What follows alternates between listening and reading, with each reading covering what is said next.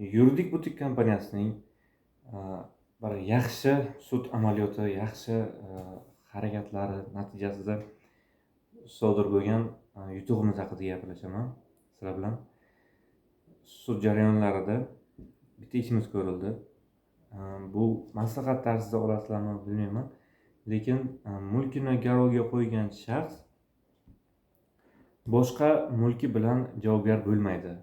Ya'ni bu holatda javobgar bo'lmaydi deganimizda u shaxs o'sha asosiy qarzdor bo'lmasligi kerak, ya'ni qarz oluvchi bo'lmasligi kerak. Endi hozirgi aytadigan holatim, tadbirkor o'z mulkini boshqa tadbirkorning kredit majburiyatini kafolati sifatida garovga qo'yapti. Garovga qo'ydi va asosiy qarzdor kredit majburiyatini bajara olmadi. Bundan kelib chiqib, bank undiruvni garovga qaratish to'g'risidagi da'vo bilan sudga da'vo arzi taqdim qildi. Mayli, bu tomoni. Eng qiziq tomoni bor. MIBda mazkur da'vo asosida chiqarilgan hal qilib qarori bo'yicha ijro varaqasi keldi. Ijro varaqasida aynan o'sha garovga qaratilgan mulk o'sha xatodan o'tkazilib, undiruvga qaratilishi kerak edi. Garov undiruvga qaratilgan mulk bo'yicha edi. Endigi masala nima?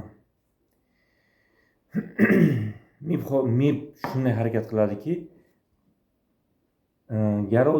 garov mulki egasiga tegishli bo'lgan boshqa mol mulkni va hisob raqamdagi pullarni xatlaydi va xatlash to'g'risida qaror chiqargan. Bu holat qonun buzilishi, xatolik sifatida e'tirof etilishi kerak. Bizning tomonimizdan shunday qilingan. Bu yoqda Fuqarolik kodeksining 281-moddasi bor.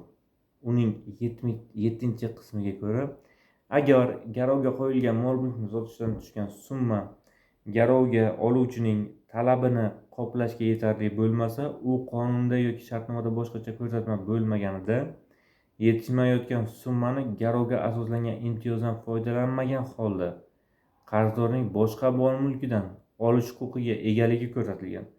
Bunda kreditorning asosiy shartnoma bo'yicha qarzdor bo'lmagan garovga, ya'ni garov beruvchiga talabi garov narsasining sotilishidan tushgan summa bilan chegaralanadi deb ko'rsatilgan. Ya'ni tushundingiz-a? Bu garovga qo'yuvchi faqat o'zining mulkini mulk egasi sifatida garovga qo'yadi, qaysi tadbirkorni kredit majburiyatlarini kafolatlash evaziga, va asosiy qarzdor u tadbirkor, ikkinchi tadbirkor, qarz olgan tadbirkor. MIB nima qilyapti? Garovga qo'yuvchini ham mulklarini xatlab, hisob varaqlarini xatlab, undiruvni o'shanga ham qaratyapti. Yo'q, sudning qarori nima haqida chiqqan edi? Undiruv haqida chiqmabdi. Undiruv haqida chiqqan bo'lsa ham bunday qilish mumkin emas-ku. Shu sababli MIB xodimi mazkur qarori qonun talablariga zid aslida. O'zi tushundingiz-a? Kimdir garovga qo'yapti qaysi tadbirkor foydasiga va o'sha kafil bo'lgan insonning barcha mol-mulklari xatlanyapti. Endi shunday deb qisqacha tushuntiray, kafil bo'lmagan aslida. Shu holatda albatta MIBning mazkur qarorini bekor qildik. Qilinishi evaziga barcha nizolar hal etildi. Bu va shunga o'xshagan nizoli masalalarda bemalol yuridik butik kompaniyasiga murojaat qilishingiz mumkin va iloji boricha xizmatlar ko'rsatilishi kafolatlanadi, lekin ishni olib borishda albatta barcha mezonlarga amal qilgan holda yordam ko'rsatiladi.